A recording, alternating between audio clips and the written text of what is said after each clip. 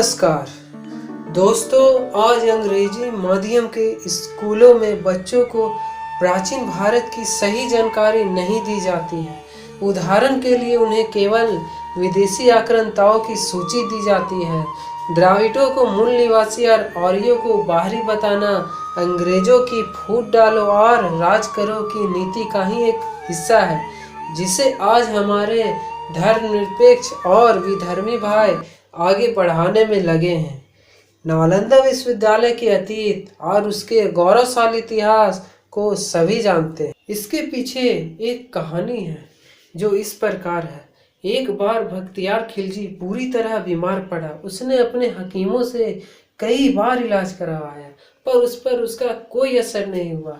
तब किसी ने उसे नालंदा विश्वविद्यालय के आयुर्वेद शाखा के मुख्य राहुल भद्र जी से इलाज करवाने का सलाह दिया, लेकिन खिलजी किसी भारतीय वैद्य से इलाज कराने के लिए तैयार नहीं था और उसे अपनी हकीमों पर ज़्यादा भरोसा था। उसका ये मन मानने को तैयार था ही नहीं कि कोई भारतीय वैद्य उसके हकीमों से भी ज़्यादा काबिल हो सकता है। कई हकीमों से सलाह लेने के बाद आखिरकार खिलजी ने राहुल श्रीभद्र को बुलवाया।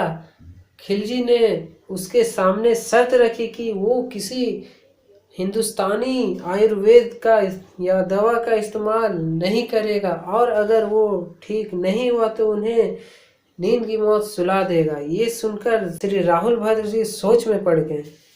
कुछ दिनों के बाद वो खिलजी के पास एक कुरान लेकर पहुंचे और उसे कहा कि इसके यहाँ से यहाँ तक पन्ने आप रोज पढ़ें, आप ठीक हो जाए। दरअसल श्री भद्र जी कुरान के कुछ पन्नों पर एक दवा का लेप लगा दिया था।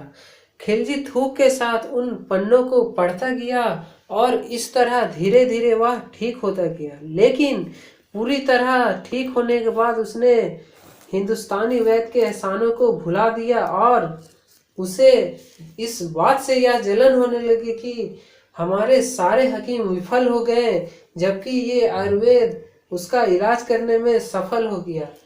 तब खिलजी ने सोचा कि क्यों ना ज्ञान के इस मंदिर को ही जड़ से खत्म कर दी जाए।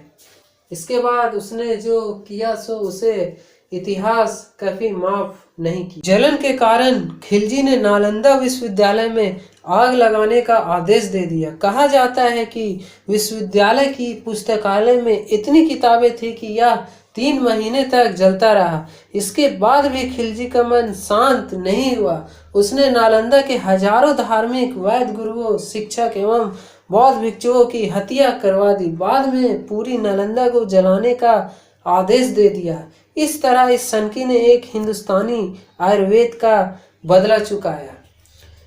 चैनल को लाइक एवं सब्सक्राइब अवश्य करें। आगे के भाग में हम जानेंगे विक्रमशिला विश्वविद्यालय के बारे में। धन्यवाद।